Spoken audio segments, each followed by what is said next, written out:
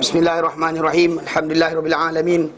Nahmaduhu wa nasta'inuhu wa nastaghfiruh. Wa na'udzu billahi min shururi anfusina wa min sayyiati a'malina.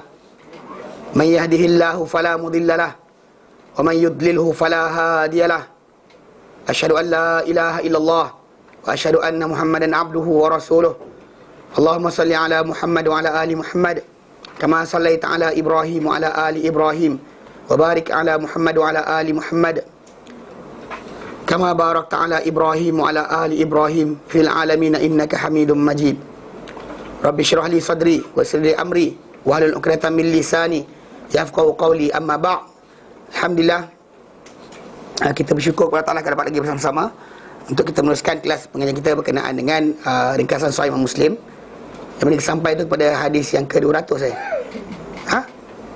200. Kitab dah ada kan? Buku dah ada Okey. 200 betul? Sampai 200 ke dah baca 200?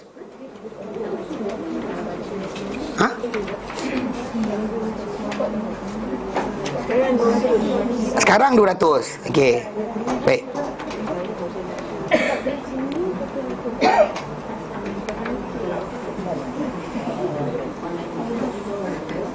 Okey, baik. Hadis 109, iaitu kita masuk pada bab yang ke-9. Bab apa yang digunakan untuk beristinja dengannya. Bab apa yang digunakan untuk beristinja dengannya. What you use untuk istinja. Apa yang digunakan untuk beristinja. Dan juga larangan daripada beristinja dengan tangan kanan. Okey.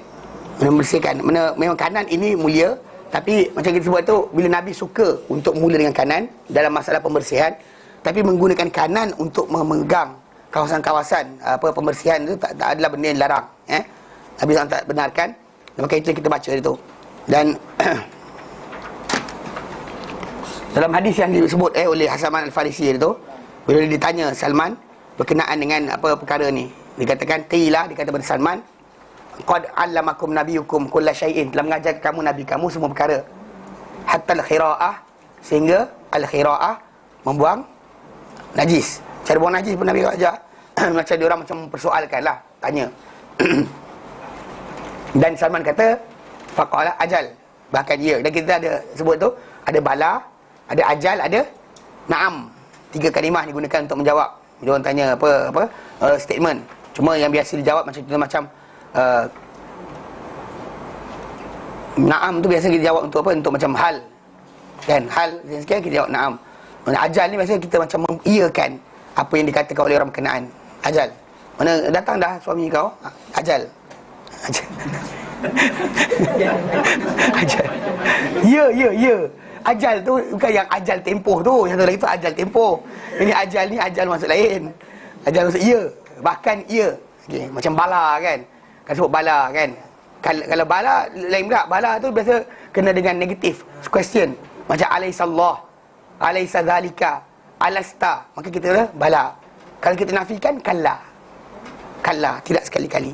Okey, faham Jadi Salman Al-Farisi jawab tu, dia kata, ya, sesungguhnya laqad nahana, sesungguhnya dia, itu baginda sallallahu telah melarang kami an nastaqbil kiblat, daripada kami menghadap kepada kiblat.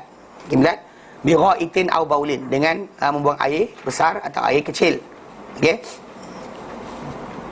Dan juga baginda larang kami daripada beristinja dengan tangan kanan. Anasanjia bil yamin, dengan yamin dengan tangan kanan. Jadi jangan gunakan untuk pembersihan. Bahkan dalam mandi wajib kita akan belajar, ketika membersihkan kemaluan, baginda akan gunakan tangan kiri. Tuang air dari kanan, air, lepas tu baru basuh kawasan kemaluan. Tidak digunakan tangan kanan untuk basuh. Ini adab yang Nabi letakkan. Maka kita terangkan itu masalah hygiene lah. Hygiene dan sebagainya. Kalau kita ikut dari segi kesihatan, memang bagus. Mengkhususkan satu untuk satu. Jangan pakai semua sekali. Ini korek hidung, ini korek hidung. Waktu makan tak sedar, dah basuh ke tidak tadi. Kasi masing-masing biskut ni. Jadi dia salah sendiri. Sebab kenapa kita asingkan kan, korek telinga pun yang tu juga. Jangan korek telinga kan, rasa pahit dan sebagainya. Pasal kadang-kadang tak mengasingkan tu je. Tidak mengasingkan. So dia kena define mana kanan mana kiri. Jadi dalam Islam anda tak boleh guna macam tu dua-dua sekali untuk serentak tak boleh. Dan kemudian kita sebut juga Au anastanjiya bi aqall min 3 ahjar, ataupun untuk kami berstinja dengan kurang daripada 3 biji batu. Mana less than 3 stone tak boleh. Tapi kita dalam hadis Nabi telah datang bahawa Nabi SAW ambil 2 biji saja. Bila mana Ibn Mas'ud radhiyallahu anhu, dia bawa Nabi 3 biji benda. Nabi sudah cari batu, dia ambil batu 2 biji, 1 najis kering. Nabi ambil 2 biji batu, Nabi buang yang najis kering tadi. Cuma ada yang seorang akak tu kata, dia kata 3 side kita nak pakai. Kalau pandai pakai okeylah, 3 side. Kalau tidak pakai 1 je. Mana ada kata 3 tu 3 sapuan. Bukan 3 mesti 3 biji tu 3 kali sapu, tak, 1 kali biji 1 sapu. Yang ini untuk benda-benda kesat. Dan ini juga dalil bahawa kalau sekiranya orang tersebut menggunakan benda kesat, tak menggunakan air, sah. Tak ada masalah. Dia satu keringanan dalam syariat. Untuk seorang tu boleh menggunakan bukan air pada kawasan yang kena najis tu, itu tempat keluar najis dia saja. Adapun kawasan lain jangan. Tangan kita lap-lap sampai hilang, tak jadi. Kena gunakan air. Oh sah. Adapun kawasan keluar najis tu memang anda dibolehkan untuk pakai, ada tisu dan sebagainya. Sebab kerana kita macam kencing tak basuh. Dia soalan, dia lap tak? Kalau dia lap dan okey. Faham? Tapi mungkin orang kita tak biasa, maka kita jadi macam rasa geli. Rasa geli je kan. Macam okey. Benda? Pergi cium punggung siapa suruh? Nabi tak cium kau, anda cium buat apa? Ini masalah dia. Itu tempat yang khas, anda boleh sapu saja. Dia sama macam tapak kasut. Tapak kasut anda kalau terpijak najis, anda nak semayang dengan kasut berkenaan. Contoh kita keluar camping, anda cuma perlu gesilkan ke lantai, gesilkan ke tanah, kemudian baru solat. Tak perlu anda angkat dah gesil tapi bau lagi. Itu tak diajar. Tak disuruh pun cium. That's the way. Nabi suruh gesek-gesek sampai nampak hilang, dia semayang. Macam juga masalah punggung, jangan cium. Tak, bukan tajuk dia pasal benda tu tadi. Memang dalam syariat kawasan yang dibolehkan untuk tak pakai benda air. Itu je.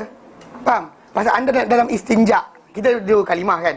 Itu istinja dengan istijmar. Istinja sebenarnya guna air. Guna air pergi istinja. Istijmar guna batu. Tapi asal batulah, sekarang tak pakai batu. Buat macam tu, sumbat jamban. Mana jamban mana nak sumbat batu kan? Abah masuk, buang batu. Mak masuk, buang batu dalam tu. Anak masuk, kena adik-adik saya 14 orang. Semua pakai batu, tak sumbat jamban. Botol shampoo jatuh pun sumbat jamban. Ini kan pula batu 3-4 biji. Lagilah sumbat. Kena pula tandaskan dia lengkungnya tu, untuk tak nak bagi. Tahu lengkung tu kenapa? Kena bagi air tu, tahu tak kenapa? Salah. Sebenarnya nak sekat supaya jangan sampai lipas ke apa benda masuk ke lubang tu, masuk dalam rumah. Faham? Tu sebab kenapa dia ada macam takungan air tu. Bau one thing. Dia ada thing is actually bila dia kering, kalau anda kata lipas nak lintas je. Dalam tu bersih lipas.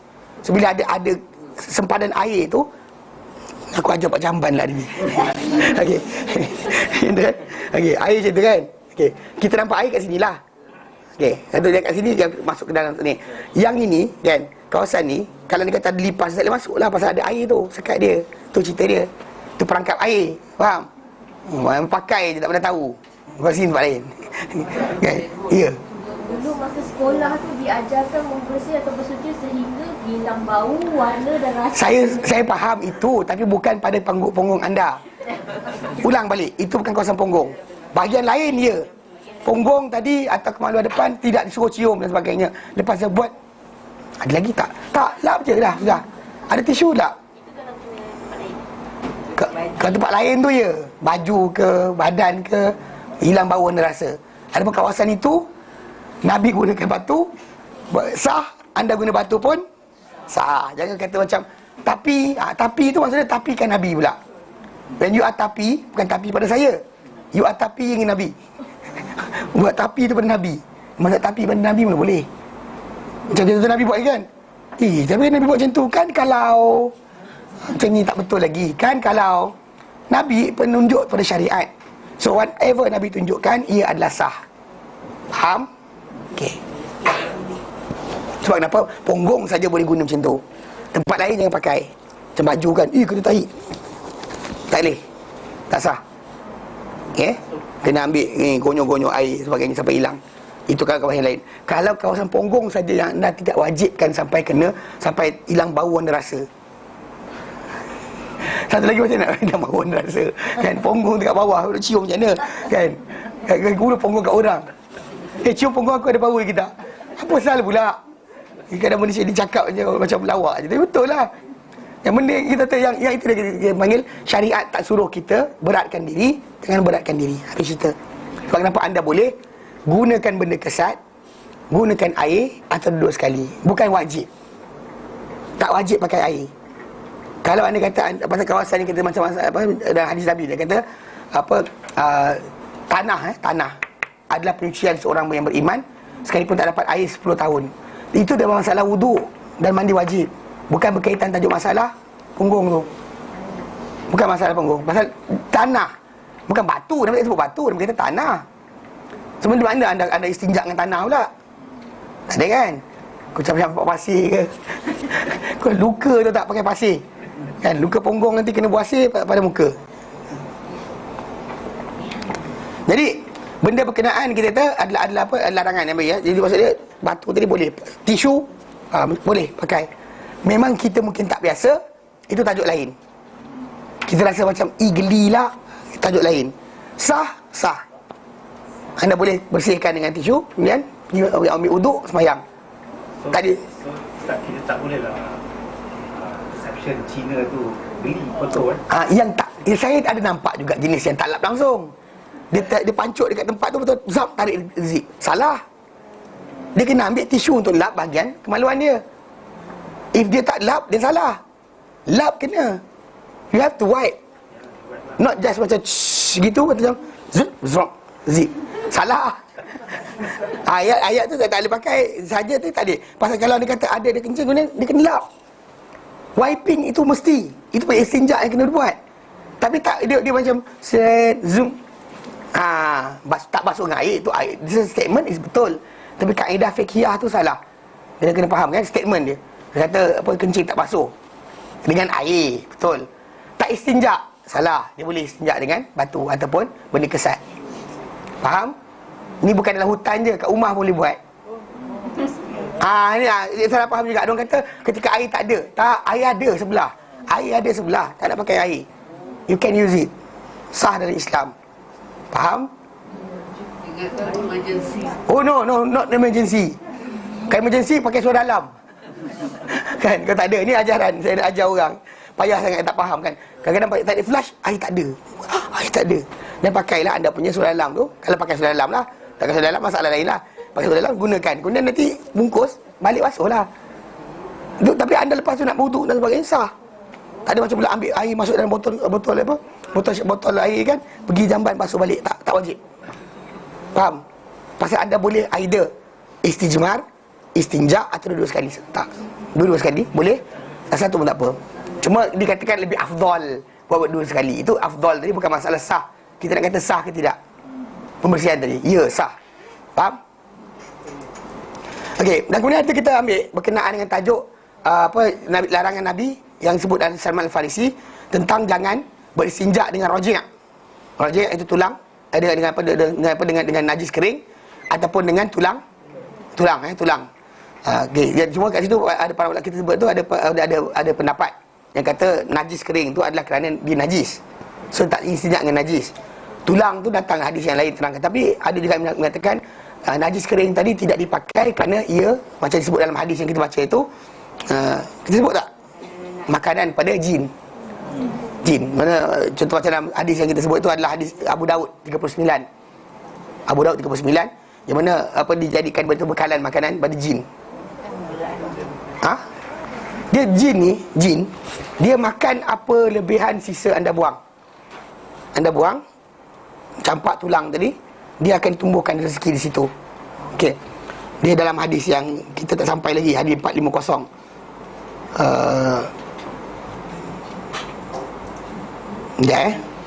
Saya juga depan. Hadis ini akan datang nanti. Oleh kerana tak bincang lagi, kita tinggalkan dahulu. Saya tunjukkan kat mana hadis tu, supaya jangan sampai nanti ni kan.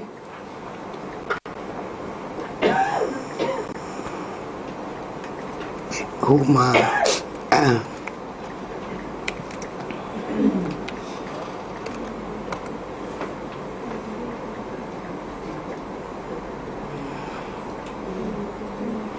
Dia kata sekejap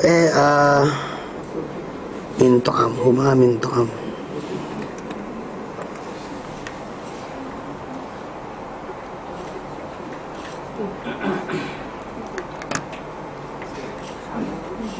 Yang tak keluar apa. Okey.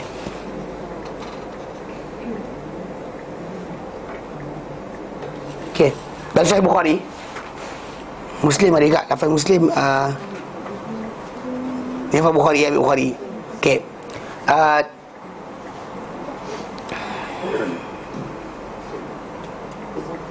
Okey. Dia kata sini, idawatan sekian. An Abi Hurairah, dapat Abi Hurairah radhiyallahu anhu, annahu kana yahmilu ma'an Nabi sallallahu alaihi wasallam idabatan liwudu'ihi.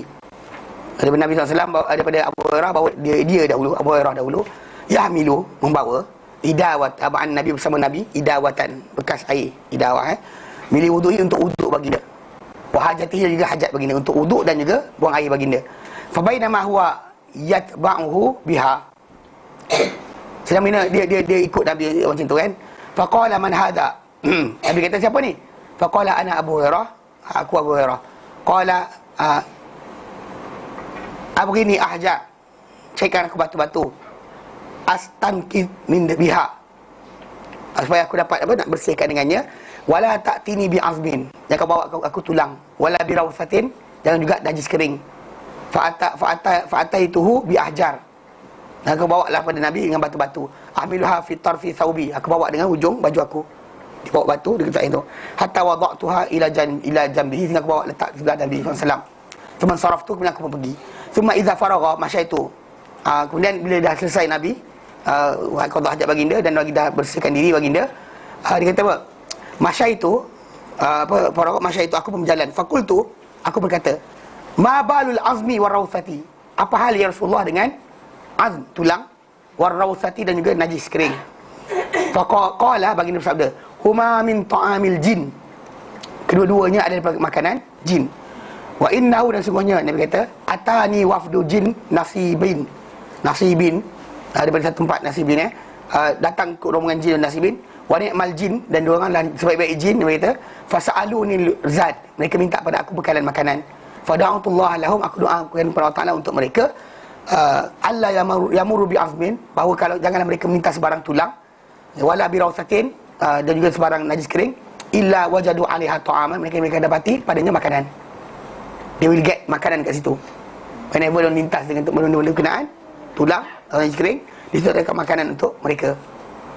Jadi memang kita jadi kat sini yang masalah najis kering tadi tu saya pakai, kenapa? Ada kata kerana najis, ada kata bukan kerana najis, tapi kerana apa? Kerana ialah makanan jin atau makanan binatang ternakan jin. Macam kita ada bela, dia ada bela juga. Tapi kita kata macam alam dia dengan alam dia, kita dengan alam kita. Tapi kalau kita punya makanan, dia makan, kita buang boleh dia makan. Peliklah bila manusia takut dengan jin. Yang pelik memang dia kata betul. Tapi tu macam saya tanya berkali-kali, saya kata, tuan-tuan pernah dengar apa orang hilang lembu, jin gigit? Kalau kita bagi telur, suruh jin rebus, boleh rebus tak? Kan jin pemuh tu kata, oh ya, jin nak makan telur, bagi telur mentah jadi masak tak? Tak boleh. Bagi pulut, suruh masak sendiri. Bagi lembu, sembelih sendiri. Sampai kiamat, lembu tu akan duduk lepak kawasan tu, bukan nak pinak. Takkan lembu tu boleh, takkan jin tu boleh makan. Kita makan, kita sembelih, kita buang boleh makan. Sebab kenapa pelik bila manusia, masyarakat kita ni macam jin dia diagungkan. Sebenarnya ni pemikiran jahiliah. Jin diagungkan, dibesarkan adalah pemikiran jahiliah. Dia ni kata tahu benda ghaib dan sebagainya. Tak tahu benda ghaib pun. Hatta Nabi Sulaiman AS mati pun dia tak tahu. Jadi konsep dalam tajuk jin ni, dia bukanlah untuk diagungkan, bahkan bukan untuk ditakuti. Paling bahaya daripada jin, kalau syaitan jin, hanyalah hasutan kepada kita, hasutan untuk kita tinggalkan menyembah Allah Ta'ala, sekutukan Allah Ta'ala, sangka buruk pada orang dan sebagainya, marah tak bertempat. Itulah benda yang paling bahaya dia boleh buat. Adapun gigit kita, jatuhkan kereta kita dalam gaung, terbalikkan sampan kita, kalau dia buat, kalau saya jadi kapten jin, saya lempang dia. Sebab orang tu mati syahid. Orang mati tenggelam, mati syahid. Bangunan rubuh, runtuh, mati syahid. Kena penyakit dalam badan, kerana kononnya kata jin yang menyebabkan penyakit, ulcer ke kanser sebagainya. mati syahid. Kalau saya jadi kapten jin, saya lempar anak buah saya. Bodoh kau. Kita tak tarik dia masuk neraka. Engkau matikan dia mati syahid buat apa? Faham? Jadi dengan sebab itu, idea of jin ini menyakitkan badan anda, jangan pegang dah, buang. Maka jadi zaman sekarang ni jadi ruang penjagaan. Orang takut jin, makanya beli minyak wangi halau jin ada. Minyak wangi halau jin, halau hantu. Kasturi Syifa dibacakan kepadanya ayat Quran 30 juzuk. Ada tengah cakap pun bacakan ni. Gila ke? Kan? Kalau benda ni ada lama dah orang kafir masuk Islam. Selit semua kat tempat bas kan. Nampak mana orang kafir ada letak situ. Kan? Kamu faham tak? Mana ada dalam Islam macam tu? Nah, ini kita kata benda-benda pelik. Tapi dia datang ke masjid-masjid, pergi kat Sungai Pecala dia buat, pergi kat sekian dia buat presentation. Tunjukkan macam mana halau hantu dia pakai jin. Pakai apa? Pakai minyak wangi. Ada semburan lagi. Tadi baca kat dalam TV dia jual kit untuk histeria. Kek apa? Kit peralatan untuk Kek. Ingat jual kek bagus juga. Tak, kalau baju Melayu ada jual baju Melayu terapi Quran. 2 tahun lepas. Baju Melayu terapi dibacakan Quran padanya. Semua benda nak buat. Tak ada kerja lain ke? Kek hanya histeria, lempang je. Payah sangat simbah air muka. Dia ada benda kes dia. Histeria kita terang dulu. Memang ada orang histeria betul. Ada orang histeria tipu. Nak balik rumah, cuti sekolah, tak boleh balik, geram sangat. Kawan dia tengok jerit, kawan dia pun kan. Nampak ustaz garang, ustaz bila sampai. Masalah tahu tak? Kena belajar bijak sikit, kena bohong je. Ni benda tipu, tahu tak? Asyik kena tipu je. Mana minyak wangi halau hantu jual, garam halau hantu, semua sekali hantu. Tapi tengok dalam masa sama, minyak wangi tu sembuh, orang dalam rumah tu masih lagi buat maksiat. Dengar azan tak keluar pun. Tengok televisyen, perempuan tak, baju tak cukup, tutup mata. Tak ada pun. Kenapa? Dari pagar rumah ni tak ada setan dah masuk, dia setan. Tahu tak? Gila betul. Kadang-kadang dipermainkan orang umat Islam kita ni, diperbodohkan dalam peringkat macam tu sekali. Siapa nak kontrol? Siapa nak kontrol? Kita ajar ni kita ajar sudah. Cara kita di dalam majlis taklim ni, kita ambil ilmu sebagai benteng. Kalau pakai nak suruh kata apa tangkap, orang buat lagi. Mana? Mana? Apa yang dia kat TV, kat radio. Ada informasi yang salah. Macam mana? Kalau orang kata Jabatan Agama Islam tak tangkap, kita nak tangkap macam mana? Yang bertangkap Jabatan Agama Islam je. Semua orang halau hantu sebagainya. Kalau buka Kasturi Syifa, ustaz belaka tu. Tapi tu, kenapa dia tangkap gambar sebelah? Takut gambar buncit dia. Kan dia tangkap gambar sebelah gitu. Kenapa tak tahu? Tapi ya, itu mungkin ni teknik apa korporat, Allah alam. Orang korporat pun tangkap gambar itu kan, saya ingat badan. Okey, anyway, tajuk dia sekarang ni tahu. Yang nak fahamkan sekarang, dia benda tak ada kaitan pun. Jin ni dia makan banyak, kita makan, kita buang, dia makan lebihan yang kita buang. Najis binatang kita keluar, itulah makanan dia ataupun makanan binatang dia. Datang kita, duty free. Zaman Nabi Sulaiman sahaja dibenarkan mereka buat balik apa mereka tak boleh buat. Dan sekarang ni dia tak boleh buat. Inilah benda yang ditarik daripada jin. Faham tak? Kita dengan jin dalam konsep masalah kita hamba Allah, dia hamba Allah. Kita kahwin, dia kahwin. Kita beranak, dia beranak. Kita sakit, dia sakit. Kita mati, dia mati. Kita ada kira dosa pahala, dia pada dosa pahala. Sama je. The only thing yang beza sekarang ni je. Dia tak boleh buat benda ni. Dia tak boleh buat benda fizikal ni. Zaman Sulaiman dibenarkan sementara untuk dia kerja untuk Sulaiman bagi menzahirkan kerajaan Sulaiman. Lepas tu dia tarik balik. Tak ada dah. Apa ya? Duk macam tu je lah. Tunggulah sampai kiamat. Dia tak boleh tebang pokok. Pernah dengar jin tebang pokok? Orang Genting Highland tu, Cameron Highland tu bukan jin buat ini jin yang gagah menyepak, dia sepak ni lumpur, jatuh lumpur. Bukan jin, orang. Aksiden dekat highway, bukan jin buat. Orang bawa kereta laju suruh. Kawasan tu luas sangat, orang suka bawa laju. Bawa slow tak ada aksidennya. 60 km sejam punya terbabas tak sama dengan 140 km sejam punya terbabas tau. Ke sama? Siapa kata sama angkat tangan? Mana ada? Mana terbabas? Kalau dia kata 40 km sejam, langgar. Macam dia jatuh dia. Tak teruk. Yang 200 km, ya, ada 200 serius. Yang buat motor kat highway tu kan, 220 km sejam. Gila apa? Kalau langgar tu hancur. Jangan salahkan hantu. Serius jangan salahkan hantu. Tak bila kata macam kes dulu apa kapal sing kan accident tadi. Kalau 60 km sejam tak jadi macam tu. Hancur kereta dia. Kenapa dia langgar tu kan, dia langgar pasal dia langgar kereta tu keluar. Dia langgar macam tu kan dekat part dia. Memang kita dia laju. Kau setakat 50 km sejam, 40 km sejam tak ada. Faham tak? Jin tolak bagi laju. Tak kan? Jadi faham sikit. Tak, jangan salahkan hantu. Dia tak salahkan hantu pelik. Dia tak boleh pun benda ni tak boleh. Tak boleh. So anda tak dengar jin terbang pokok. Jin apa benda? Nama? Makan ayam orang. Musang makan, anjing makan, biawak makan. Jin tidak. Jin cekik orang. Mana? Siapa yang mati kena cikik jin? Angkat tangan. Siapa pernah tengok atau kena cikik dengan jin? Angkat tangan.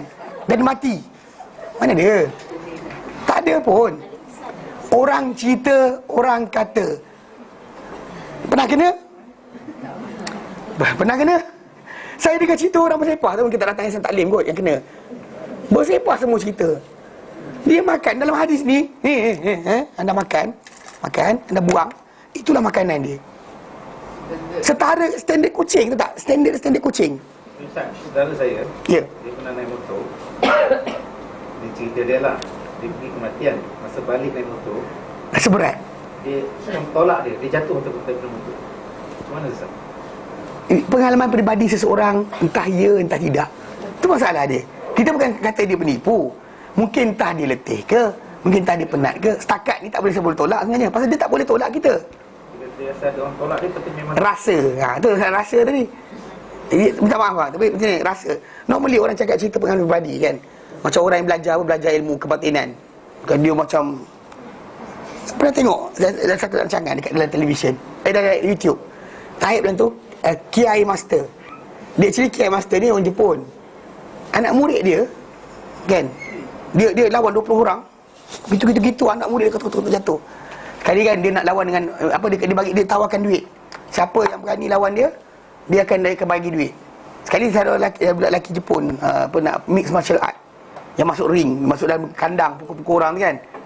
Nak lawan dengan pakcik ni. Pakcik ni buat style ni tu lah. Dia mungkin nak buat macam terjatuh. Dia buat macam tu pada anak murid 20 orang terjatuh tergolek. Tak sentuh pun. Gitu. Sekali datang budak martial art ni, masuk kan. Dia gitu-gitu dia baru nak buat, pakcik buat tumbuk. Kali pertama jatuh. Dia tak masuk jurus lagi. Anak murid dia tak tergolek-golek tu. Faham tak? Tergolek-golek, lambung-lambung, buang lambung. Tapi bila datang kawan ni, tak percaya langsung apa benda yang dia buat. Tumbuk dia, kali kedua tumbuk, berdarah hidung. Terus batal, menang free. 2 langkah je. Takut je. Pasal kalau dalam orang terlibat dengan benda berkenaan, terasa dia nampak hantu. Kadang ada orang kata saya memperbodohkanlah orang yang kata nampak. Soalan sekarang ni, benda tadi tak ada kuasa kat atas dia untuk itu. Pasal kita tak disuruh takut dengan dia dalam konteks itu. Baik takut dilempang oleh malaikat, kenapa tak bimbang? Dia tengah buat maksiat ni, sepak dia malaikat tak apa pasal. Faham tak? Malaikat lagi lebih dahsyat daripada jin. Kan malaikat dalam peperangan Badar masuk turun peperangan. Turun sekali. Sampai kan ada di kalangan orang yang mati tu dia kata kena pedang tu macam terbakar. Ibn Mas'ud radhiyallahu anhu kan dia kecil, dia jatuhkan orang. Orang tu kata bukan dia jatuhkan aku, tadi orang jatuh aku besar. Physically malaikat turun. If you ever rasa nak takut, dia takut malaikat maut. Kata tengah buat kerja tu dilempang. Kenapa kena lempang dengan malaikat sekodeng orang? Tak pernah orang bimbang, tahu tak? Kan it's better for you to be afraid. Tapi pasal jin ni tadi kan, dia khayalkan kita, benda tak rasa, kita rasa. Benda tak nampak, kita nampak. Dia boleh buat benda tu, menyihir kita untuk rasa. Yes. Kalau orang di highway kena tolak dengan angin biasa. Angin biasa. Ada kawan kita, dia datang kelas malam, motor dia terbalik. Dia kena angin lintang.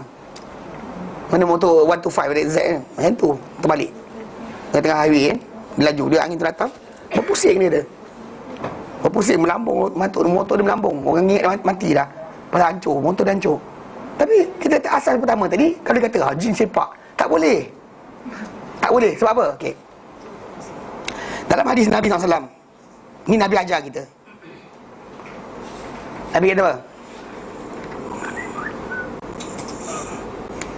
Macam-macam nyanyi lagu dia.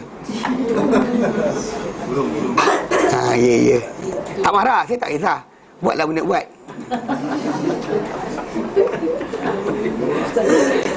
Tak marah, saya tak marah. Orang lain mungkin marah, saya tak marah. Okey. Ya, saya. Dan Sunan Abu Daud. Ya. Dia daripada Abi Tamimah, daripada Abi Malih, daripada seorang lelaki di kalangan para sahabat. Dia kata apa? Kuntu radifan Nabi. Aku dahulu tonggang membonceng belakang Nabi. Biasalah Nabi naik kuda ke, naik kedai ke, naik baral ke, atau unta, belakang dia sahabat dia tolong temankan seorang. Okey. Kuntu radifan Nabi. Satu riwayat datang kedai, Nabi naik kedai. Dia kata fa'asarat dabatu. Dan tiba dapat benda kenderaan Nabi tu tergelecok. Nabi hampir jatuh daripada kenderaan. Lalu sahabat tu kata, fakultu, lalu aku berkata, ta'isa syaitan, celakalah syaitan, binasalah syaitan. Meaning that kita kata syaitan lah yang mengelecokkan kaki. Faqala, Nabi bersabda, la takul ta'isa syaitan. Yang kamu kata ta'isa syaitan. Fa innaka, sebenarnya engkau, idza qulta dhalik, bila kau cakap macam tu, syaitan ni ta'azama, besar diri. Hatta yakun min salbait, macam jadi macam besar rumah. Wa yaqul, dan dia cakap kepada kawan-kawan dia, Bikuwati. Maksudnya dengan kekuatan aku lah aku buat. Dan satu ayat kata bikuwati saraktuhu, dengan kekuatan aku lah aku jatuhkan dia. Dia cakap benda dia tak buat pun. Aku dah buat tu. Kalau orang kita kan macam, saya lah yang buat tu. Semua orang mengaku benda dia buat. Syaitan tu akan kata yang tu juga. Tapi walakin dia kata qul bismillah. Bila kau macam tu, sebut balik bismillah. Fa innaka idza qulta, bila kau sebut bismillah saja, qulta zalika, tasaghara, dia mengecil. Hatta yakun misla dzubab, sehingga jadi sebesar lalat dia. Nothing. Maksud dia besar diri, bangga diri, yang rasa best. Bila kita percaya dia boleh jatuhkan kita, tolak kita.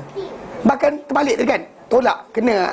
Jadilah kes dia, abang punya sepupu, kalau dia mati kan, boleh dapat peringkat mati syahid. Kena belajar agama, balik belajar ke, balik masjid ke. Kan bodohnya syaitan tadi. Orang tu dia tolak free-free dapat mati syahid. So saya kata kalau saya jadi kapten syaitan, saya marah dia. Saya bukan kapten syaitan, saya kata kalau saya jadi, pasal benda tadi memudahkan orang masuk syurga. Sebab ni kita kata yang beza sebenar kita dengan dia ni je, dia tak boleh buat. Tu anda tak dengar syaitan curi, lembu orang, jin gigit, bagi beras pulut, suruh dia masak sendiri. Takkan dia boleh masak? Bomoh tu kata dia nak pulut panggang, pulut sekian, ayam panggang. Bagi ayam, suruh dia panggang sendiri. Dia bomoh kata sekor, bagi 15 ekor. Bagi 15 ekor letak sendiri tu. Suruh masak sendiri. Ilmu kebal kan ada? Kebal ni benda tadi sihir lah. Itu je. Memang tak izinkan. Macam kalau ada sihir, ahli sihir Fir'aun, campak tongkat dan tali jadi ular. Musa takut. Soalan, Musa nampak apa? Nampak ular lah. Musa boleh kena sihir, apa masalah orang yang tak boleh kena sihir? Benda tak pelik. Jadi bukan syarat. Jadi bukan syarat. Kalau jadi syarat, orang-orang tu yang Sami Buddha dekat tu, Shaolin kan, ambil pisau, cucuk sini, lembing tu, cucuk sini sampai patah, letak kat lantai sampai patah, tembus tidak. So dia betul Allah Ta'ala suka? Tak kan? Jadi bukan syarat. Orang Hindu ada juga benda-benda macam tu. Jadi bukan syarat. Sehingga masalah tadi macam balik tadi kan, mana maksud dia, kalau anda kata dia boleh tolak, boleh buat, lama buat dah.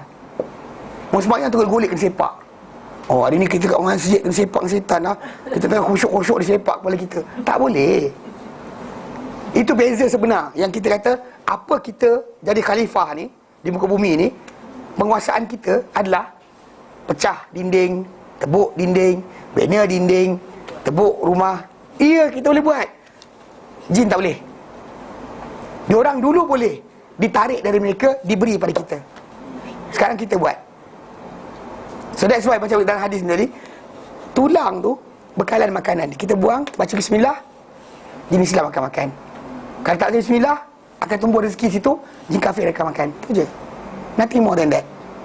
So peliklah orang boleh takut dengan apa? Benda makhluk yang apa? Makan sisa makanan dia je. Nothing. Jadi orang kita macam loh, apa ustaz ni cakap mesti tak pernah kena. Apa tak pernah kena, kalau kena baru tahu. Saya pernah ada pengalaman. KK penuh dia mengangguk ni. Arwah mak saya dulu kena busung. Busung. Tahu busung? Busung sebenarnya hati bengkak. Bukannya sebab ni sihir. Tapi anyway orang katalah sihir. Pergi bawa ke tu Negeri Sembilan. Bomoh tu nak 5 lelang. 5 lelang. Anak itu Tok Wi mana kolam. Sakit apa Tok Wi? Sakit apa Tok Wi? Ibat 5 lelang. 5 lelang tu ada, tapi 5 lelang ni duduk dekat kawasan Paya. Dia 5 3 segi. Nak tengok 5 3 segi.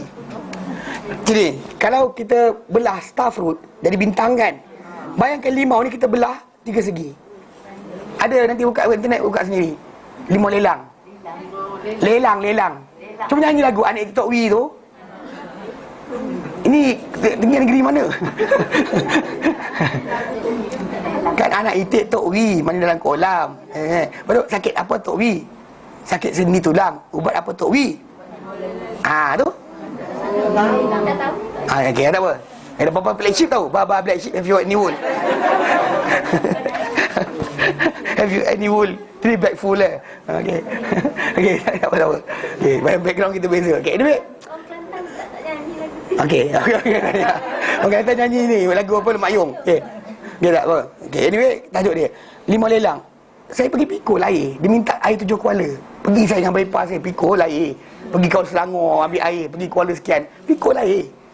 Alami dah pengalaman bodoh ni. Not the first time. So jangan tipu diri anda dengan benda bodoh-bodoh macam ni. Memang kita nakkan kesihatan, tapi bukan dengan sihir. Kononnya orang sihir ni boleh ubat sihir. Tak. Kalau memang patut mati, matilah kerana Allah Ta'ala tentukan. Kalau patut sihat, sihatlah kerana Allah Ta'ala tentukan. Buat effort, buat usaha, tapi jangan pakai yang haram.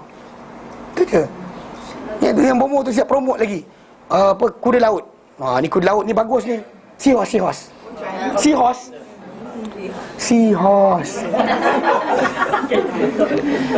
Kuda laut kering tu dia kata letak atas bidang pintu untuk elakkan setan masuk. Orang Melayu kita ada percaya macam tu. Saya cakap, tapi tak, kita tu pergi. Mana? Dalam hukum Islam kena bunuh. Yang masalah sekarang ni Malaysia tak ada hukum tadi. Anyway, mata balik. Akak ni drastik sangat ni kenapa? Relax lah. Ya tahu. Tapi orang yang mengikut ni pun salah dia juga. Pergi jumpa suruh. Pergi Darul Syifa tak ada benda. Pergi semua tempat tak ada benda. Nothing. Memang benda tu sebenarnya pasal dulu kita ada MRI. MRI dia boleh tengok layer by layer. So hati kita bukan dalam perut kita. Faham tak? Kita punya hati dia organ yang tergantung, tahu tak? Kalau kita ada perut, kulit perut dan sebagainya, diafragma, ni paru-paru ke atas kan. Bawah tu ada pankreas kita, hati kita. Dia bukan dalam karung. Dia luar daripada sistem saluran darah, saluran paip. Kalau kita masuk ni, takkan nampak. Doktor cocok ikut atas tak nampak. Cocok ke bawah tak nampak. Tak tahu apa jadi. Zaman tak ada MRI lagi. Macam orang zaman sekarang lah. Kalau accident kan tiba tumbang. Doktor first sekali buat apa? Scan otak dia. Zaman sekarang. Zaman dulu, tumbang, doktor tengok paru-paru, jantung dia. Tengok apa benda. Tak ada. Mati nak macam mana? Zaman sekarang, anda accident. Kalau hospital mahal lah, hospital murah mungkin tak buat. Hospital mahal, anda tumbang, first benda dia kejar, kepala. Dia scan kat mana tengok. Pasal memang ada blood clot, ada darah. Itu akan dia check dulu. Sebab itu yang menyebabkan orang tu collapse. Dia tak tengok sini. Dia tengok otak dulu. Dia takkan tengok sini, dia tengok otak dulu. Takkan tengok hati jantung, tak tengok otak dulu.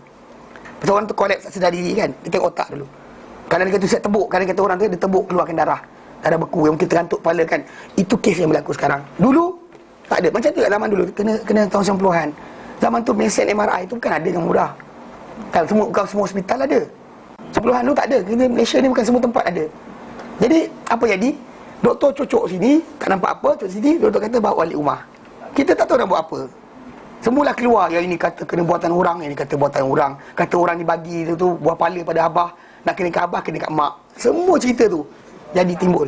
Manusia nak mati bukan sebab manusia, tak ada siapa boleh matikan nyawa manusia lain. Dia boleh jadikan orang tadi hilang selera makan kerana runsing, risau. Tapi untuk matikan dia tidak sekali-kali. Normally orang kena sihir mati sebab dia tak makan. Tanya orang kena sihir, dia akan mati makan, dan sekali badan dia kurus, malnutrition, dia akan mati. Bukan sebab sihir tu cekik dia. Bukan hantu tu datang malam-malam isap darah. Bukan. Dia berhenti makan. Kalau dia kata orang yang kena sihir tadi kan, dia buat tak kisah, benda tu akan hilang, tahu tak?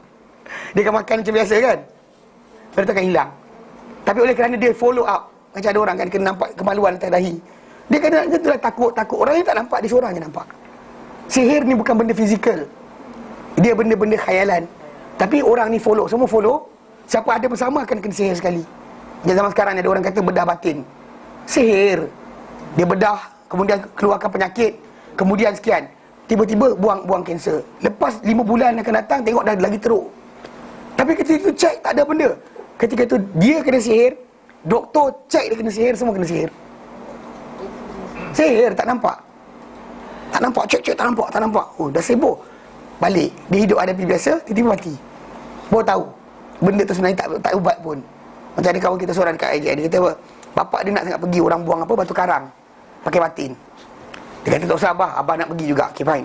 Syarat dia, lepas kita bedah, kita jumpa doktor tengok apa jadi. Tengok ada lagi tak. Sebelum pergi cek dah. Lepas pergi buang, pergi jumpa doktor, ada lagi. Ada lagi. Batu karang tu ada lagi. Dia batu karang ni kalau dia tak kronik kan, kalau dia kronik dia besar sangat, duduk dalam buat pinggang. Kalau dia kata yang sakit tu bila dia turun, dia kecil, dia turun dekat saluran kencing tu, itu yang menggelupur orang tu. Kalau tidak dalam tu, tak ada benda. Mungkin kita semua ada. Cuma masalah besar mana tak tahu. Kalau besar sangat, rosakkan pinggang. Jika tidak, benda tu benda biasa ada. Minum air banyak, dia kancur. Minum air banyak, makan botol mikai, dia kancur. Ada benda-benda yang boleh menghancurkan dia. Tak payah benda-benda pelik-pelik, jampi, serapau, Ustaz Adli ke tak ada. Tak payah. Jadi, konsep dia, pergi sepikul air. Sepikul air tu. Sepikul air, pergi sekian, cari air. Umur tu ubat mak saya 3 hari, lepas tu dia nazak. Dia nazak. Dapat 1-2, berhenti, cek air pula. Macam-macam ngarut je. Selalunya macam tu kalau kita buat hospital, doktor dah tak boleh. Sebab apa doktor kata tak boleh? Doktor tak boleh ni dah. Pasal dia ada limitation dia. Cuba dia hospital yang kaya, lain. Hospital miskin lain, hospital kaya lain. Ingat tak? Hospital kaya lain, hospital miskin lain. Sebab kenapa hospital kaya, dia punya doktor dia Datuk Seri sebagainya. Hospital miskin mana ada. Maka doktor sendiri dia buat lawak je. Siapa dia doktornya ni. Jadi kes lain, ada kes lain. Okey, contoh family saya. Dia ada idea tau. Idea dia kalau seorang mati, seorang ikut follow. Dia berdua-dua. Tapi benda tu macam betul. Seriously macam betul. Mak saya meninggal, 2 minggu lepas tu nenek saya meninggal. Bapak saya meninggal, 2 minggu lepas tu bapak saudara saya meninggal. Dia teman-teman. So semua orang concern macam tu. Selama saya duduk kat Malaysia, macam telah kepercayaan keluarga saya. Khurafat lah. Anyway, tapi nak buang khurafat ni payah. Cara dia nak jadi cerita, lepas saya dah balik belajar, adik-adik bapak saya yang tinggal, ada 3 orang. Semua adik-adik dia lah. Okay. Adik dia 3 orang. Seorang lelaki, atau 2 orang lagi, 2 orang lelaki, seorang perempuan. So, jadi meninggal yang lelaki ni, yang ada apa bawah dia. Okay. Yang kita bapak uda. Dia meninggal.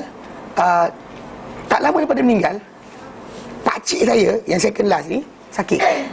Muntah darah, berak darah. Masuk hospital, doktor reject. Pergi kelang tendang ke Sungai Buloh. Masuk Sungai Buloh, balik rumah, kena tendang balik. Maksud dia tak ada boleh buat apa dah. So dia ingat kata tunggu masa je. Dia kena ulcer sebenarnya, ulcer dalam perut. So jadi orang kena ulcer ni, dia tak boleh makan pasal dia sakit. Bila makan dia sakit, pasal nak proses makanan tadi, perut dia dah rosak. Tapi masalah sekarang ni, untuk baiki perut anda kena makan. So apa cara nak buat? Doktor tak boleh buat apa dah. Saya teringat benda ni pasal di Yaman tu ada seorang anak Syekh Rahman Jazilani, adik Syekh Rahman Jazilani, dia sakit dan tak boleh makan. So Syekh ni suruh pagi minum air madu. Dia jumpa abang dia, kata minta duit. Abang dia bagi duit, ambil, dia kata. Lepas tu dia ajar makan madu. Dia kata ambil air, madu, setengah cawan air, madu 1 sudu, kacau 1 jam sebelum makan. 1 jam sebelum makan pagi. Tengah hari 1,5, petang atau malam 1, 3 sudu setengah atau 4 sudu setengah. Tapi kalau dah makan pagi, makan 2 jam lepas tu baru minum madu ni. Jangan air suam, jangan air sejuk, air biasa je. Pasal madu tu sebenarnya ada vitamin dan juga ada vitamin rosak dalam suhu yang panas So siapa yang pergi kacau air suam tu, dia minum air gula je sebenarnya. Pasal dalam madu tu ada enzim, ada apa sebagainya. Pasal ketika dia buntut dia lebah, so dia ada enzim dia yang akan elok. Jangan letak madu dalam peti ais, dia akan rosak. Jadi orang suka macam, letak madu tu asli, letak peti ais. Salah. Okay, anyway sini. Jadi saya suruh minum. Saya buat dia madu, minum. Sementara tak bersodak, saya suruh minum. Pagi sekali, malam sekali. Mak mesra jagalah, pasal dia kan sayang suami dia. Saya kata bagi makan yang tu. Lepas 2 minggu tak jadi mati. Alhamdulillah sama sekali hidup lagi. Tak, pasal dia orang tunggu. Kira tu tunggu dah. Satu kampung tunggu, tak lama dah ni. Ya, mati kapal-kapal tak ada dah. Khurafat je, kot. Benda macam ni ada reason. Reason benda fizikal je. Yang kata-kata cari benda bukan-bukan. So konsep macam tadi kan, sakit, demam, apa dia, tengok fizikal dahulu. Jangan cari hantu untuk salahkan. Pasal hantu syaitan ni, dia makan apa anda makan, anda buang boleh makan. Anda dilarang untuk istinja dengan benda berkenaan. Itu je. Saya anda takut ni apa? Macam mana? Semua jenis makanan atau yang disebut oleh Nabi tulang. Dah makan dalam hadis Nabi yang lain, dalam hadis lain benda-benda yang dihormati, roti dan sebagainya, jangan. Anything lah, makanan, any makanan. Buangan tadi jangan kita gunakan untuk istinja. Ada dan makanan tak apa. Benda makanan yang dihormati kan, dia ada kehormatan. Kita tak makan, ayam makan. Kita seriously tak boleh lah. So konsep tu jangan kita buat. Jadi anyway, benda-benda yang makanan bang, boleh kata ada para ulama kata semua sekali. Anything kita buang, kalau binatang tak boleh makan, dia akan makan. Itu konsep dia. Tapi jangan carilah hantu kat situ. Bukan cara dia kan tu. Yang faham? Konsep dia benda ni asas. Sebab kenapa dalam tajuk ni, jangan istinja dengan tulang, jangan istinja dengan najis kering. Bukan masalah kerana benda tu sekian-sekian, tapi kerana ia adalah makanan jin. Dan di sini kita kena elak diri kita. Kita dengan jin ni tadi tak ada kaitan lain kecuali apa? Masalah hasutan, itu bahaya. Hasut kita, itu benda paling bahaya kita kena jaga. Berkaitan tajuk makan daging kita, no such thing. Was-was itu yang paling bahaya. Itu dalam Quran Karim Allah Ta'ala ajar kita supaya pertahankan diri kita daripada was-was syaitan. Bukan ajar kita dinding supaya jangan nanti syaitan tetak gigit tengkuk. Macam dalam hadis Nabi kata apa? Yaqilu syaitanu ala riqabi ahadikum idza huwa nama salasa uqad. Mengikat syaitan pada tengkuk seorang kamu bila dia tidur 3 ikatan. Cara nak buang macam mana? Letak jaga, letak sekian, bagi dia makan. Tak, diplomasi. Tak. Nabi kata, idza istayqaza, bila dia bangun, seorang lelaki tu bangun, wa dzakarallah, fa dzakarallah, dia ingat Allah Taala. In halla uqdah, terungkai satu ikatan. Ini hadis Bukhari Muslim Kemudian bila dia bangun, ingat Allah, wuduk, terungkai 2 ikatan. Dan bila apa? Bila dia bangun, dia ingat Allah, dia wuduk dan dia solat, terungkai 3 ikatan. Maka dia akan bangun dalam keadaan cergas dan juga tayyibun nafs, good feeling. Perangai dia baiklah, dia tak ada grumpy dan sebagainya. Dan siapa-siapa yang bangun tidur tak buat benda berkenaan, dia akan bangun dalam keadaan malas. Dan juga khabith nafs, dia bad. Hari tu bad ni mood. Semua orang jahat hari tu. Minta jalan raya, setan. Semua sekali jahat. Dan itu Nabi ajar. Masa tak faham? Dia datangkan dalam masalah perasaan dan jiwa, bukan masalah fizikal. Kenapa tengkuk sakit? Ni setan sepak. Mana ada? Nabi relatekan tajuk ikatan daripada tengkuk. Tapi Nabi relatekan dengan apa? Attitude kita. It's not about sakit badan kita. Kita kalau salahkan setan, sakit badan itu. Tak boleh. Nabi tak ajar kita macam tu. Itulah kenapa kena belajar. Dalam sunnah Nabi, Nabi tak ajar kita ada muamalah dengan jin, dengan sembuh-sembuh dan sebagainya. Tak. Nabi suruh baca Al-Baqarah. Malas baca, beli kasturi syifa. Sembuh satu rumah. Dan selagi minyak wangi ini ada, selagi tu setan tak masuk rumah. Dan lala anda je setan. Masalah. Faham konsep dia? Jadi bukan diajarkan macam tu. Ustaz, jadi kenapa Allah cipta syaitan ni, jin ni? Dia actually, first thing first, Allah Ta'ala sebut, wa ma khalaqtul jinna wal insa illa liya'budun. Dia aku ciptakan jin manusia kita menyembahku. Dan memang akhirat nanti dia orang pun sama kita. Bila dunia dimusnahkan, dia akan bersama kita juga dihisap amal. Macam mana kita kena hisap amal. Dia kalau soalan abang ni macam sama macam kita kata apa, Yahudi dah sesat, ni orang tak musnahkan terus. Ni tak musnahkan terus kan. Kan sekarang ni agama ataupun wahyu telah dipindahkan daripada keluarga Bani Israel kepada keluarga Ismail AS, kepada Arab. Maksudnya tak perlu dah lagi golongan tadi. Kenapa tak musnahkan terus? Tak. Untuk ujian kita. Maka macam jin tadi kan, di samping dia dengan keadaan dia menuntut menanti akhirat macam kita, dia juga apa? Buat kerja dia sebagai tugasan untuk menghasut kita, mengajak kita buat benda yang mungkar supaya kita bersama-sama dengan dia masuk neraka. Itu je lah. Itu KPI dia. Tahu KPI jin yang syaitan yang kafir adalah kita masuk neraka bersama dia. Bukan kita sakit perut. Kalau kita sakit perut, nothing. Tak, jin Islam makan apa Ustaz? Itulah makanan dia. Tu kata baca bismillah. Kakak dengar tak saya cakap tadi? Makan baca bismillah, jin Islam makan. Dan Nabi sebut tadi kan kepada Nabi sebut tadi nasibin, jin nasibin tadi sebaik-baik jin. Nabi kata, dia orang minta Nabi bekalan makanan. Nabi doa kepada Allah Taala dan itu dapat. Maksud dia jin kafir ke jin Islam tu? Islam lah. Tak marah, bagi tahu je. Okey. Okey, tak takut dah, okey, tak apa. Tak takut tak apa. Untuk faham dia konsep dia bila disebut dalam hadis tu, itu benda dia, maka itulah yang dimaksudkan, bukan lain. Dan wa fi riwayatin, nanti riwayat lain Nabi nahana anil rawthi war rimmah. Nabi larang kami daripada raus, daging najis dan juga daripada tulang. Okey, itu riwayat Muslim. Okey, habis satu lagi hadis.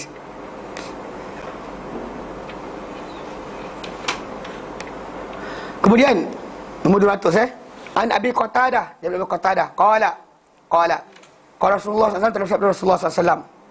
Qala Rasulullah terhadap Rasulullah SAW, la yumsikanna ahadukum dzakarahu bi yaminihi wa huwa yabulu wa la yatamassah binal khala'i bi yaminihi wa la yatanaffas fil ina. Janganlah megang seorang kamu kemaluan dia, zakar dia dengan tangan kanan dia, wa huwa yabul, dalam keadaan dia kencing. Wa la yatamassahu minal khala' bi yaminihi, jangan dia apa? menyapu, mengelap mengelap daripada kerana pergi tandas tadi dengan kanan dia. Ni kita kata pengasingan. Maksudnya ketika buang tu janganlah don't wipe with your right hand. Maksud dia jangan sapu dengan tangan kanan. Basuh pun jangan dengan kanan, sapu pun dengan tangan kanan. Dan juga yang terakhir, wala yatanaffas fil ina, janganlah dia apa? menafas dalam bekas minuman. Yang ini yang berkenaan bernafas dalam minuman. Yang dua tu kita tahu faham Tangan kanan yang guna faham. Yang bernafas dalam bekas minuman ni, ini adalah adab yang ditekankan dalam masalah kebersihan. Kerana mungkin akan terkeluar dengan pernafasan tadi, kahak, boleh jadi hingus, boleh jadi bau busuk daripada hidung kan, kadang bau busuk tadi. Cuma bau ni ada Milo tu kan, yang baru tu kan, orang sekian, lepas tu dia pegang cawan. Itu benda tak patut dibuat sebenarnya. Itu yang tak dibenarkan masalahnya. Itu yang masalah dia. Bila kita bernafas, kita buang tadi, mikroorganisma dalam mulut kita banyak mana? Tiup. Ya, saya tak boleh. Jangan tiup. Tunggu sejuk. Tak makanan yang panas. Nabi tak galak kita makan. Nabi kata kurang berkat. Kurang berkat. Qalil barakah, Nabi kata. Yang sebab itu makanan yang panas tunggu sejuk dahulu. Atau sampai kita tak ada, kita boleh makan. Ni one thing yang timbul. Dia ada seorang doktor cakap, dia kata banyak orang yang bukan Islam dekat dengan Cina yang suka makan benda panas ni, dia orang kena ulcer banyak. Sebab benda tu panas masuk, sel badan kita tak tahan. Perut kita tahan, ada asid, tapi suhu badan kita tak melampaui kadar tertentu. Setiap kali kita kena benda panas, kan mulut kita kalau makan kan, apa jadi? Menggelupas kan. So kalau jatuh perut kita, bayang macam ni. It's not supposed to be happen like that. Bukannya macam panas sedap, tak. Panas kurang nikmat sebenarnya. Makan panas ni melupur. Benda pedas tak rasa. Orang suka, tapi jangan, tak digalakkan. Pasal Nabi tak suka makanan yang panas. Nabi kata kurang berkat. Dengan sebab itu, kalau nak minum juga, minum sikit lah. Tiup jangan. Apa bernafas dari hidung, kawan saya kata ada. Sekali tu dia orang kata tak hidung jatuh pada dia. Seriously kan. Janganlah buat Yang doktor tak digalakkan. Gogok, dia buat keluar. Gitu. Bulu hidung jatuh. Kan, maksud, kita minta hidung kan semua ketul tau. Ada separuh tu yang partikel-partikel halus. Pernah tengok cerita dia, di human body yang BBC keluarkan. Kita bernafas tu, keluar macam-macam partikel dalam ni. Kalau negatif kita, ni jangan pakai. Aku nafas ni. Masalah, jangan pakai benda ni. Okey. Ya, gitu. Tidak. Gitu, masuk. Yang baru ni macam tu lah. Elan Milo tu kan, confirm lawan hadis. Confirm bertentangan dengan sunnah Nabi SAW. Tunggulah sejuk sikit. Gopohnya kenapa? Kacau ke tak kisahlah. Tarik je. Sejuk kan. Tapi Jangan. Kadang boleh keluar kadang bau busuk apa panggil wap yang kotor. Kan kotor kan daripada mulut orang berkenaan jatuh ke dalam bekas tersebut. Yang mana kita kata benda tadi akan menyebabkan. Lalu apa? Lalu makanan tu sendiri akan bau busuk. Yang orang boleh tiup kan. Cium balik benda tu dah bau busuk dah. Itu tak elok. Okey. Lalu apa? Lalu kadang-kadang benda tu kotor sebelum kita minum dah kotor dah. Okey, ataupun untuk orang lain atau untuk dia sendiri. Tapi ustaz kalau bekas tak kongsi dengan orang, tak apa kot. Tak, untuk diri dia pun tak elok. Pasal sebahagian daripada mikroorganisma tadi ditahan oleh hidung kita, oleh mulut kita kat sini. Kita buang, kita ludah. Tak patut masuk dalam lagi. Datang kita masukkan dalam air tadi, terus dia masuk terus dalam badan kita. So kita salah sebenarnya. Tapi dia kata, tapi ustaz panas kan, matikan kuman. Terpulang. Okey. Jadi ini larangan. Bab ini dalam bab hadis yang melarang dia meniup dalam minuman, dan ini adalah bab berkenaan makanan nanti. Okey. Dan juga apa termasuk daripada masalah apa dan apa kita kata benda ni akan sampai di perbincangan berkenaan adab-adab makan. Kita akan bincangkan nanti tentang adab makan nanti sampai pada tempat dia. So itu dikatakan sebagai larangan Nabi sallallahu alaihi wasallam dalam perkara ni. So kanan jangan pakai untuk pegang kemaluan. Kalau lelaki pegang zakar untuk kencing dan sebagainya, tuju ke mana jangan buat. Dia tak sepatutnya dia buat. Pegang tangan kiri tak apa, dengan kanan adalah benda salah. Yang juga masalah menyapu kan, bersihkan kemaluan dan sebagainya pakai tangan kanan. Tak susah dia buat. Guna tangan kiri saja. Pergi mandi dan sebagainya pakai tangan kiri saja. Jangan pegang kemaluan dengan tangan kanan. Ini adab yang Nabi SAW ajar pada kita. Yang kita kata tu kenapa dalam tajuk ni bila kita lihat macam saya terangkan itu, macam ni punya detail Islam dalam masalah buang air kan. Takkanlah Islam terlupa nak bersih hati. Bersih hati Nabi tak ajar. Terpaksa jumpa Tok Guru betapa dalam gua Pergunungan Jerai, sebab Nabi tak ajar. Bersih badan Nabi ajar, bersih hati Nabi lupa nak ajar. Takkan kot. Jaga bab ni. Kerana inilah di antara perkara-perkara yang sering para ulama Islam. Kita baca hadis ni tentang bersih fizikal. Nak ceritakan kalau fizikal macam tu, hati lagilah dahsyat Nabi SAW ajar. Faham tak? Menunjukkan Islam ni keprihatinan dia macam tu sekali. Tu kalau Nabi ajar cara buang air, takkan Nabi lupa nak ajar cara bersihkan hati. Sampai anda kena zikir 700,000. Zikir hu bersih hati. Bersih, lepas tu pakai cara nak zikir apa? La kapusat ilaha illa Allah. La ilaha. Yang tu senang goyang kepala tu. Orang tarikat ada la ilaha illallah, la ilaha illallah. Saya bukan buat lawak ni, betul lah. Dia dia kata nak hempaskan kalimah Allah tu kat jantung. La ilaha illallah. Ini bukan lawak, ini betul. Benar, bukan cubaan. Seriously, ni saya dengar sendirilah orang yang tarikat mengajar. Dia ada kaedah macam tu. Jadi dia ni lah sini la ilaha illallah. La ilaha. Macam ni kan, macam bayangkan daripada pusat kepala bahu jantung. La ilaha illallah. Itulah. Tapi lah tanya balik soalan. Kalau Nabi tak ajar, siapa ajar? Nak tanya soalan lah. Nabi ajar cara buang najis, cara adab buang najis. Nabi terlupa nak ajar cara zikir yang betul, sampaikan supaya hati bergegar. Nabi tak ajar. Terpaksa kita buat style. Takkan kot. Ask yourself, takkan kot kan? Takkan Nabi terlupa nak ajar cara zikir yang bersihkan hati? Pakcik datang mana tengah belajar bahasa Arab pun gagap kan? Duduk tiba-tiba dia tahu inilah cara zikir sebenarnya. Dia belajar kat mana? Kalau bukan Nabi ajar. Kalau ajaran tu sampai daripada Nabi pada para sahabat. Pasti para tabi'in. Seperti apa? Hasan al-Basri, Sufyan al-Thawri, Sufyan bin Uyainah, Abdullah bin Mubarak, Fudail bin Iyad. Pasti golongan ni belajar. Kalau golongan ni belajar dengan para sahabat, pasti Imam Syafi'i belajar dengan orang. Kalau Imam Syafi'i tak belajar, kita belajar dengan siapa? Tanya diri masing-masing. Di question mark. Kalau itu pembersihan dia, itulah benda kita kena sampaikan. Jelas? Baik, sambung nanti kemudian insya-Allah. Wallahu a'lam.